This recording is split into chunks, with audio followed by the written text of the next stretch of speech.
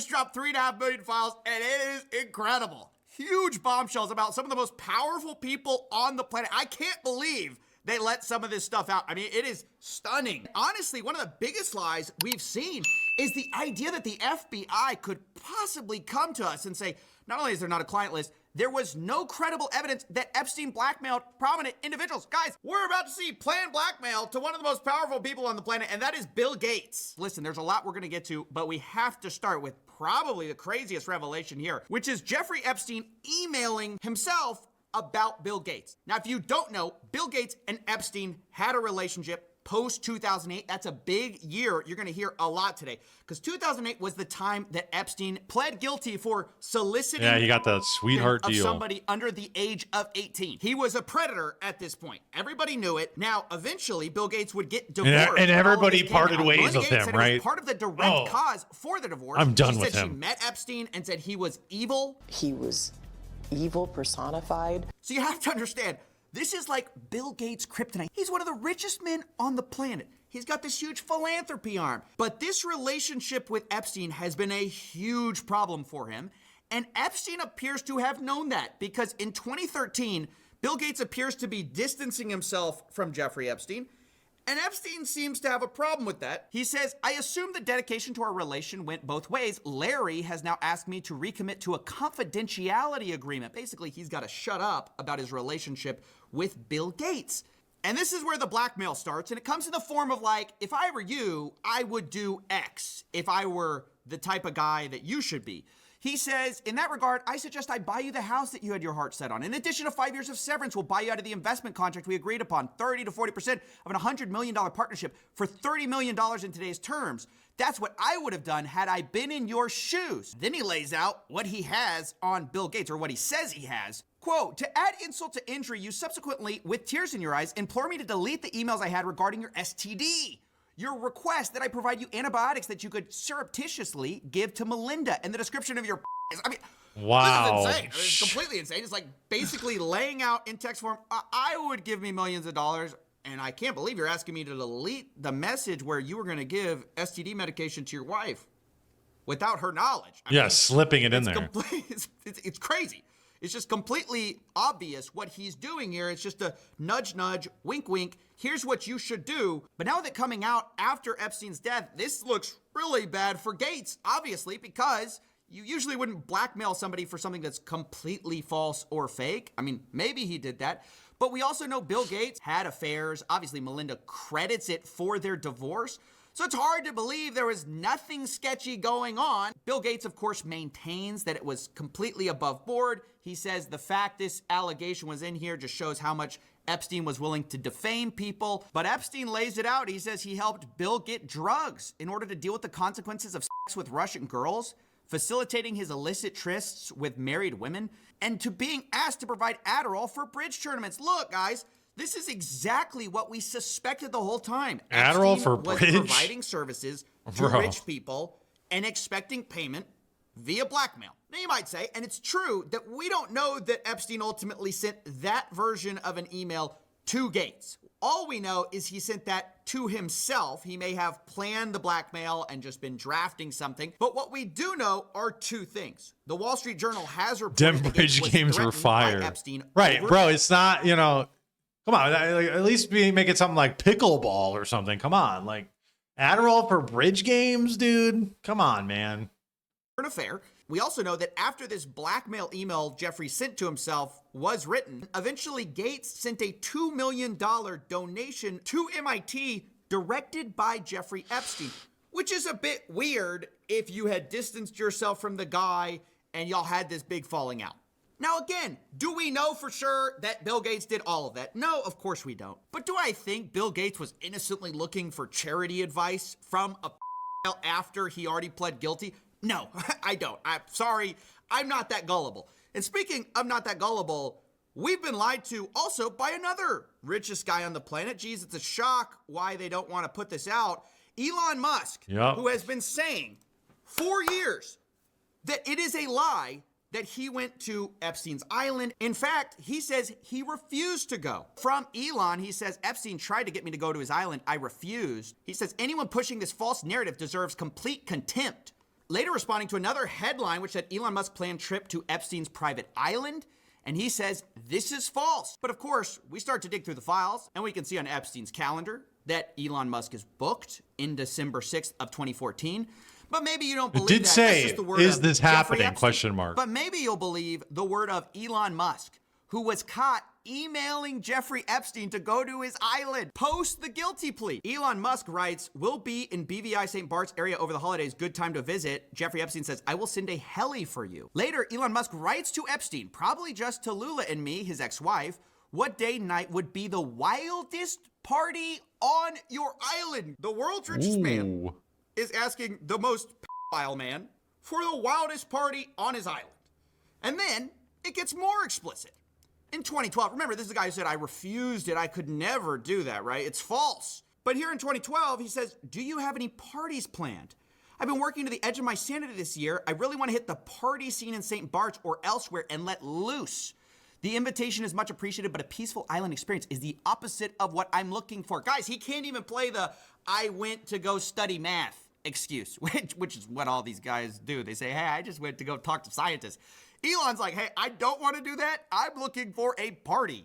That's what I'm here Trying to get do. wild. And then Jeffrey Epstein writes, understood, I will see you on St. Barth. The ratio on my island might make your ex-wife uncomfortable. I can't believe these guys are lying to us and people are swallowing it still, thinking that Elon Musk had nothing to do with this guy. So again, that's 2012. That's 2014. But guess what? There's another time in 2013. I mean, this seems like a yearly thing with the boys. Here, once again, Elon Musk writes, we'll be in the BVI St. Bart's area over the holidays. Again, is there a good time to visit? Jeffrey Epstein, any day, 1st to the 8th, play it by ear if you want, always space for you. They then plan some more, and you might think, well, if Elon ever told the truth, this is when he has to reject, right? Because he said, I refused. But actually, it appears to be one of those cases where, like, your friend says, like, oh, bro, I dumped her. And actually, it was the other way. Yeah, it turns out Elon didn't dump the The dumped Elon. He says bad news. Unfortunately, my schedule will keep me in New York. Wow. Hopefully, we can schedule another time in the future. Jeffrey Epstein let Elon down. Ring That's it up. actually the real story. Elon L. Is the reason he didn't go in 2013 was because he couldn't go. Jeffrey Epstein was not there. Guys, I mean, how blatant do they have to make it before we start to just see through it, right? When they issue these ridiculous denials, they're totally associated with the guy after the guilty plea. They lie through their teeth, but they can't even keep their story straight. I mean, that's what's crazy. They're not even competent at this. They get caught in their own lies all the time. Remember, the FBI's official story was they didn't blackmail. Well, before we even had these files, Howard Lutnick was on the record calling Jeffrey Epstein the greatest blackmailer ever. So how come Bill Gates and all these other people could hang around him and not see what you saw? Or did they see it and ignore it? Or No, they participated. right. That's what Right. his MO was. Right. You know, get a massage, get a massage. And what happened in that massage room, I assume was on video. This guy was the greatest blackmailer ever. Interesting. Okay, so Howard has a different perspective. Now, if you don't know, that guy, do you think he's just telling the truth there? Even this guy who's contradicting the official narrative, this guy literally lived next to Jeffrey Epstein. This guy who's like, I'm gonna tell the truth. Those guys participated. That guy lives next to Jeffrey Epstein. And by the way, he lied too. I love this video we're about to get into because this guy, Mr. He's the greatest blackmailer ever, does he know something we don't know? Because it's interesting, Mr. I'm his neighbor had to also explain how he had nothing to do with Jeffrey Epstein. And he lays it out pretty simply. He goes, yep, I lived next to him, but in 2005, I had such a horrible experience that I knew I could He never broke it talk off. to him again. He was They your all neighbor for broke it 10 off, years. right? How well did you know him? We move in 2005. Okay.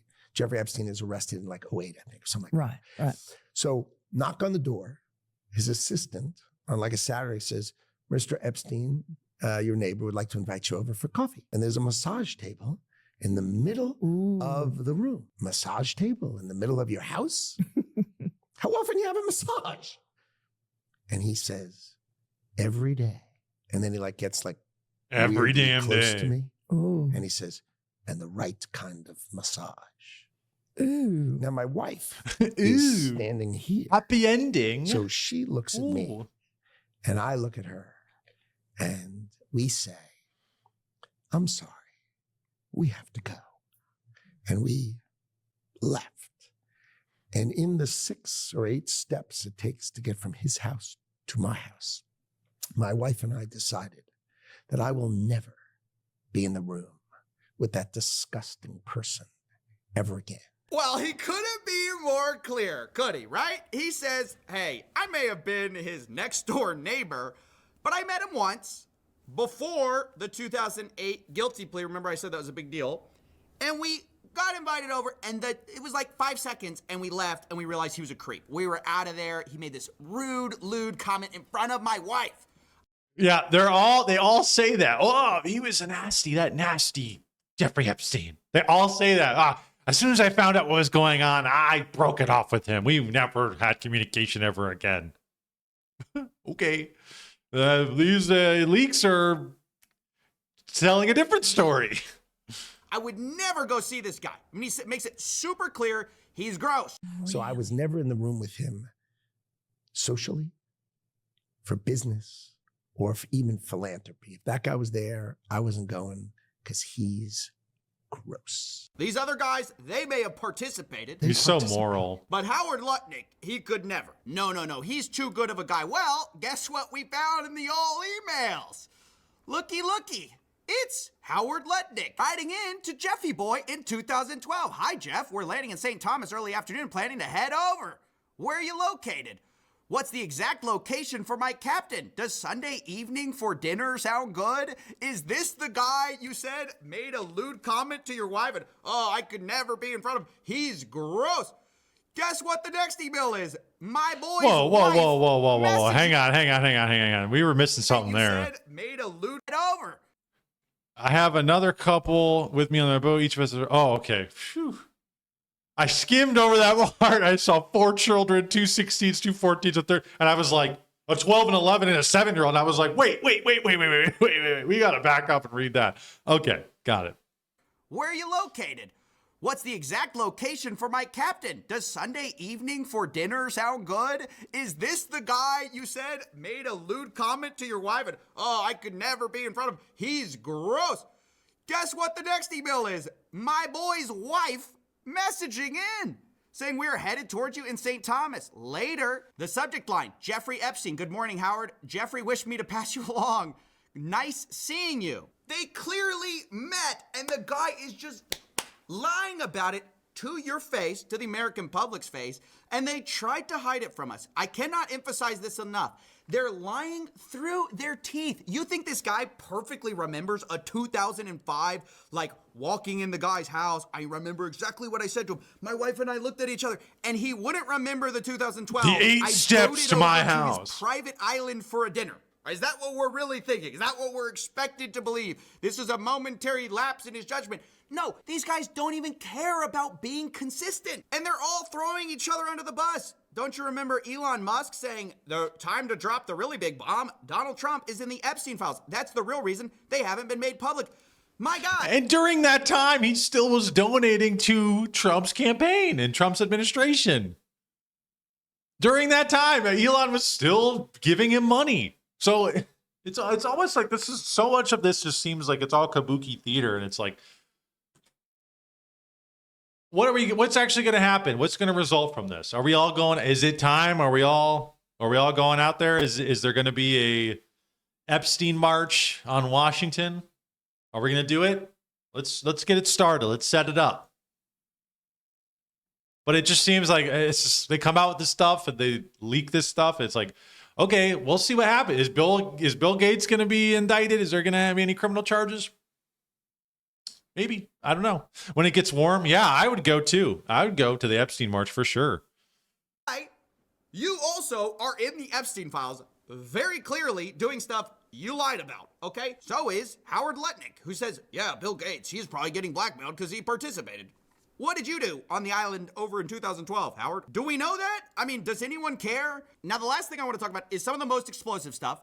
It's also, again, I have to say, unverified, okay? This is the NTOC, the FBI's National Threat Operations Center. And the challenge with confirming some of this is that these are anonymous tips, or they black them out at least, so we don't know who they are, and anyone can drop a tip. Now, that doesn't mean that you should disregard them. It just means we can't verify them. The other challenge is that the FBI has a heavy incentive to discredit anything with Donald Trump in it, just because he's in the White House right now, obviously. And so I want to be clear, there are notes related to some of these submissions where they say things like complainant was spoken to and deemed not credible. Additional research showed 3 separate redacted. You know, it's hard to tell how much this is the proper due diligence of the FBI, which they should be doing, of course, and not all complaints are credible. But also there's this obvious conflict of interest with the fact that the sitting president is in some of these complaints. But here they are for what it's worth. Complaint summary. Blank reported an unidentified female friend who was forced to perform on President Trump approximately 35 years ago in New Jersey. The friend told Alexis that she was approximately 13 to 14 years old when this occurred, and the friend allegedly bit President Trump while performing. The friend was allegedly hit in the face after she laughed about biting President Trump. The friend also said she was abused by Epstein. Later, there's very explosive claims about big parties with her, other younger girls, and older Victoria's Secret models, including Bill Clinton and Donald Trump. There's claims third hand about a female victim of Epstein's who wants to publish a book citing Leslie Wexner, Epstein, Bill Clinton, Donald Trump, Ghislaine Maxwell is in the videos as well. And it goes on like this for a while. Some of the complaints are just like very graphic, and obviously when were these complaints made? That's one of the things that is really important. If they were made in 2008 or 7 or whatever, or if they were made a while ago before the names Leslie Wexner have been, thrown out there in the media, somebody now making a complaint about Leslie Wexner or Epstein or Trump, whatever, Clinton, it's like, okay, maybe you could see some of these are made up. But if these are 15, 20 years ago when these were made, I would think, okay, there's a lot more credibility to these things if they're throwing these names out there when people don't even really know that much about them.